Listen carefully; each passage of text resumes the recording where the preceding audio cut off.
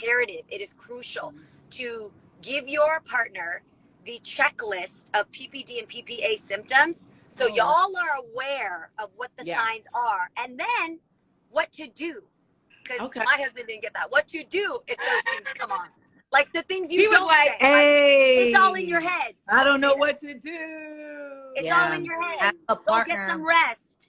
It'll blow over. Stop. Drink some ginger ale. You know, you married a black man.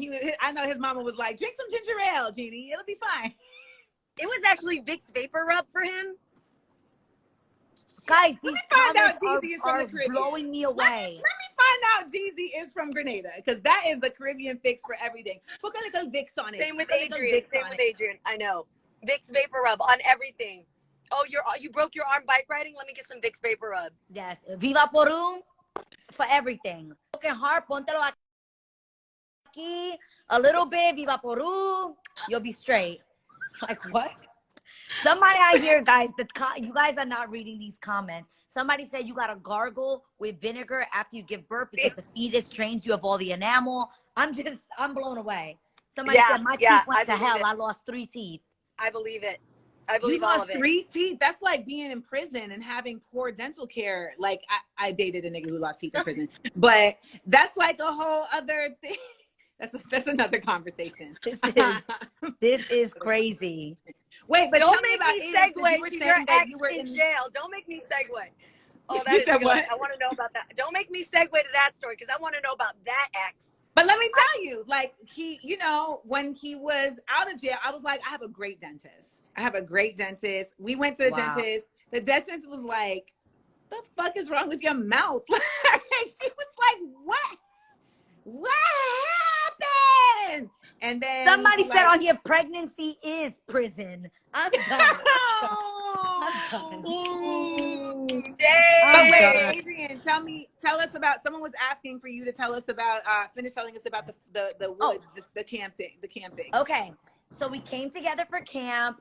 I actually wanted it to be something. I don't know about you guys, but I couldn't afford sleepaway camp, and I actually was sponsored by like rich people used to sponsor kids in the inner city to go like fresh air fun type situation. Yeah. I was one of those kids. Somebody sponsored me as a child to go to sleepaway camp with my cousin Gigi, and we went. And I remember it being like mind blowing. Like I could see stars and all that stuff. A lot of the people in our New Breed group have never experienced that either. So I was like, yo, what's New Breed? What's New Breed for my New Breed is Israel's group. So they are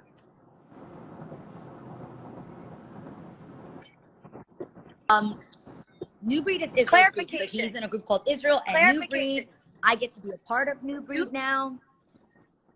New Breed is Israel's gang for God. Like gospel gang for God that bring all the angels in the heavens and the earth to you when you listen to them. New Breed is a multicultural, diverse, beautiful group of people. Not the praise dance happening next to you. The praise dance that's going down. Like beyond this group, like I've been to some churches and I've never seen a group that I would not even put as just worship group because they're all flavorful. Like they're all mad cool. I would want to go party with them or hang out with them and just talk shop. Like, and all come from different walks of life. Moms, single people, like everything. It's cool. They're so dope.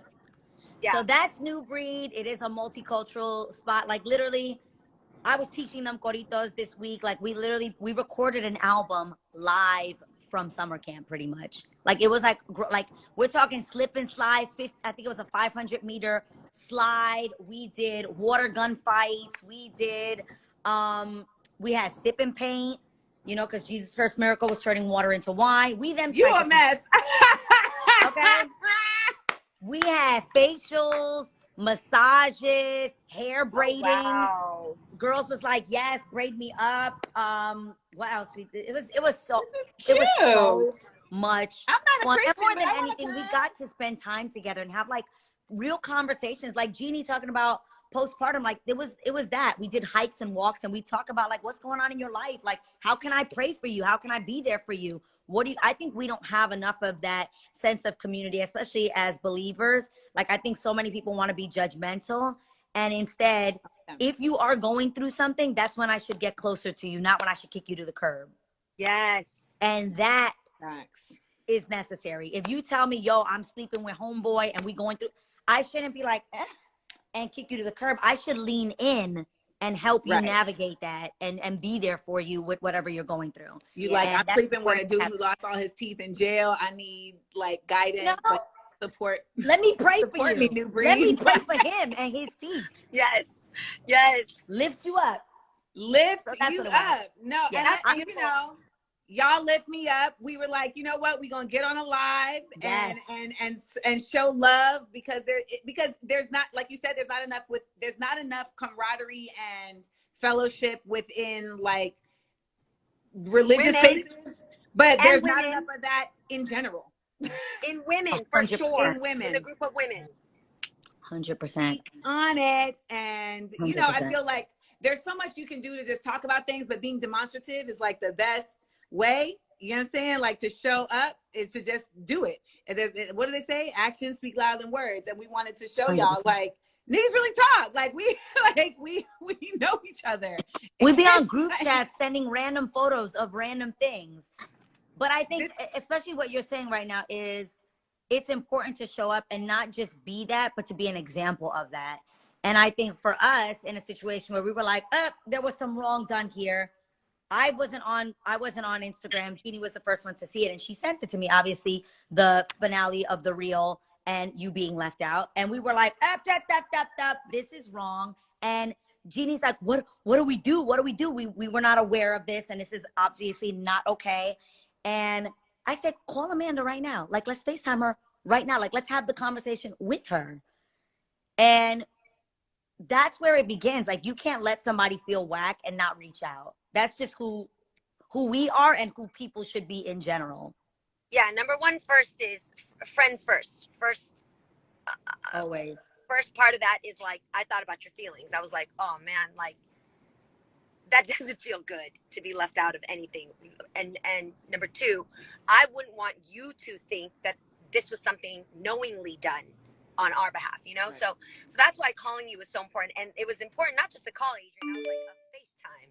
Because I want I want all of it. I am about, when I have something to say, text messages get misconstrued, tone, Yeah. somebody could be yawning when they're like, I'm sorry, and then it doesn't read the same. No, bitch.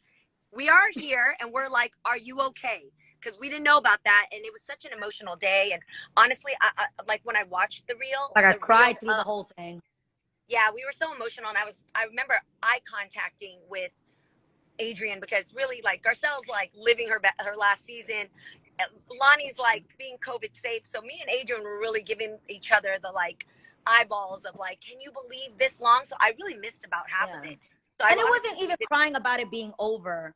Like, we actually said we were not going to cry because I think we were at such peace with it ending. But it was like, more than anything for us, it was watching how far we've come. Yep. We didn't recognize it literally started, all I remember seeing was, hi, I'm Jeannie Mai. Hi, I'm Adrian Bailon. And then we literally didn't watch the rest. We were like, can you believe who we were then? Like, it was so strange. So it was an emotional moment for us. I was crying about our budget on first couple seasons of makeup, but go on. Go on. Done. And so Girl. when Like she we saw that and discovered the she lash sent it, like halfway through. we were like, this is not okay. And you shouldn't stand alone and you shouldn't have to feel alone in saying that that's not okay. Well, I was actually at the movies about to watch my co-star Jay Ellis in Top Gun and running on the edge, highway to the danger zone. And I was like, oh, they calling me. And I stepped out, you know, and when I came back in, like my man was like, you mad happy right now. And I was like, because to be loved. Just do the right thing, man. I know that feeling. Just do the right thing. Like, it doesn't take a lot to just do the right thing. That's all. But people really act like it does. People really act like, especially these days, I just feel like we're getting so much more examples of people just doing the wrong thing that it becomes like a responsibility to like be loud about doing the right thing, right? Because you're having to counter this like constant, like we're just going through so much as a society, as a country, we're seeing so much negativity that it's like, how do you counter that without just being quiet to yourself? Like, damn, that's whack. It's like, you have to be loud. I want to shout out just all the people who have like made it their business to be like, that was fucked up. Amanda was dope on the show. That shouldn't have happened, because, you know, like the negativity can be so much louder. And all of us on here can attest to, when you're in a public space, like when you're on a show, like the internet shows up in a different way in your life. Yes. And and it can be really intense and bad for your mental well-being. It can also feel very segregating and lonely. And perception is everything on the internet, sadly. And like that sucks. Reads out there seems like it's the real thing. And more than anything, we just love you, Amanda. We just want to make sure, like, always, like cut to the chords. Like, the check-in is important. Like, how you doing? Always. Good. Always. You know. Yeah. And I love y'all. And we, you know, I feel like when I came on that show, you know, it was a surprise for everybody, for all the hosts, and you know, everyone had to like take a step back and like, okay, and deal with it. And it was really like not fair even how I was brought into the mix, but ultimately like we did our best, you know, with the way that the circumstances were. We did our best, and we tried to you know, really talk about topics, and you know, you all tried to like make me a part of like, okay, this is where Amanda's role is. I mean, even like figuring out where someone's gonna sit at the table is like a thing. You know, Jeannie would be on the end of the table. Y'all don't understand the shit Jeannie used to say to me between commercials, okay? Oh, like, I Amanda, do, because I sat next to her answers, for like Amanda, 6 years. Jeannie, were we Southside for how long? For 6 We years? were Southside for about 3 seasons, maybe, and then you know No, what they longer did? than that. Was it longer? Here's what they did, though, 4 or 5 Adrian. Now years. looking back, what they did was the same thing teachers be doing in class when you don't want to put the two bad ones together. They broke us up, girl. They broke us up specifically to get us to shut the fuck up. That's what they did. It didn't work, because then I would get in trouble. People would be like, stop talking between the breaks. I'm like, she's asking me questions, I gotta answer. Like, what's funny is we have things to say. What's funny is I loved, because I already was a fan, and I knew you, and I loved your work from Smart, Funny, and Black. And when you sat next to me, I started to learn more of your mannerisms based on the way you would handle those cards. Like, man, let me see. I got a cup holder here. But Amanda got some really pretty hands. I've been saying that since I knew her in New York. I'd be like, Amanda has the prettiest hands. Show your hands. She does. She does. She's got no, like, this big nail beds, just very pretty hands. Did you? I don't have a big knuckle. I have a slender. Yes. Nice nail beds. And if she came out with her cards, she'd be, prepared, and she'd have her thing, and she'd be like, she'd sit like this, like ready for girl chat. Like, girl chat. Yay! And then, like, if she wasn't feeling what was saying, or she didn't like the way it was going, it would be a.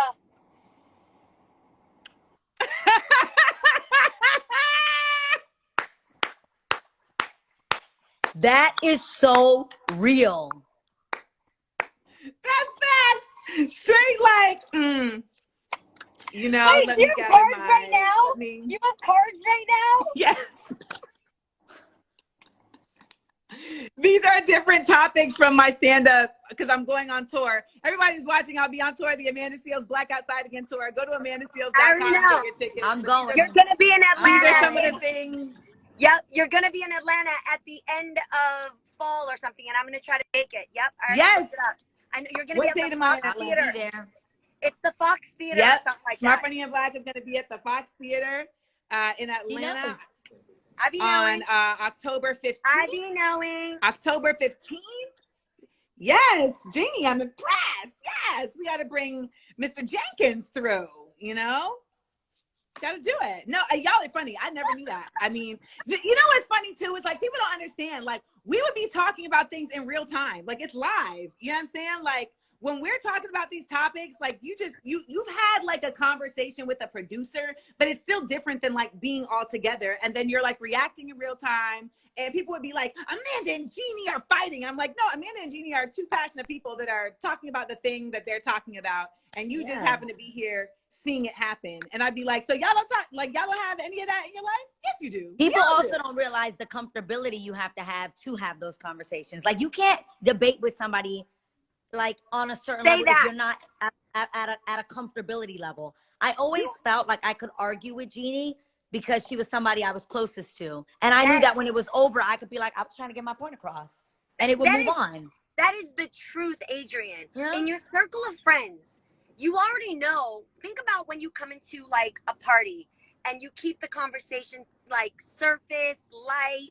Everybody's like, it's a yes and type of a flow. Yes. But when you're with your girlfriends, you're like, bitch, I am going to check you right now. Where are you getting this? Stop. Where are you? What are the facts? Where are your receipts for this? This is not making any sense. This isn't adding up. And if you really genuinely come from a loving, respectful place, then you let each other have your differences, and then you love each other the same because you're all going to the same place. Growth. You know what I mean? You're all going to the same place. Love. Like it should be that way. You're absolutely right. Someone in here was like, you know, I loved when Amanda wore her afro, and that was because like it had gotten to a point where I was so like worn out, and I was like, you know what? I just want to wear my shit as basic as possible. And then I was like, you know what? I could kill two birds with one stone. I could wear my shit as basic as possible and simultaneously be revolutionary. So I loved it. Why not? That was we reposted you on our socials for XIXI because you had our necklace on with your fro. And it's like, people were like, you look stunning. Like, it was such a dope, it was a vibe, it was a movement, it was a look, but it was a statement. It was a statement, honey. And I was like, you know what? I didn't when have to put gel in my hair. When I said we should have included a few like great moments of Amanda's in the reel. Jeannie's argument was you should have shown the fro. I said, why couldn't Jeannie's argument to the execs was you at least should have shown the fro. I said just one would have said it. Just one would have said it. That's our argument. That's it. I don't need a retrospective. I don't need, you know, I didn't need y'all to like show a video, like a slow motion video, like in memoriam. You know what I'm saying? But look, just a little shot of the fro. You know, I was there. The fro was there. The fro was there. Well, shout out to y'all. So wait, because people are like, what's next? People are always like, what's next? Like niggas can't chill. We can never just like have a relaxed moment. But what's next for the lovely ladies, Jeannie Mai, Adrienne Bailon, and Amanda Seales? What's next? Well, I would like an invite to Camp New Breed next time. That's what I would like. So the next time you plan on doing this, I would like an invite. But I mean, the biggest thing in my life that could have ever never planned on happening is being a mom. And I gotta tell you, just these, and you guys hear me talk about Coco a lot already, so I'm not even gonna go into it hardcore, but I don't want to miss the moment. So right now she's barely grasping things and putting it in her mouth. I'm gonna start feeding her, which I can't wait to give her a lemon. I can't wait to teach her what watermelon mixed with mint tastes like.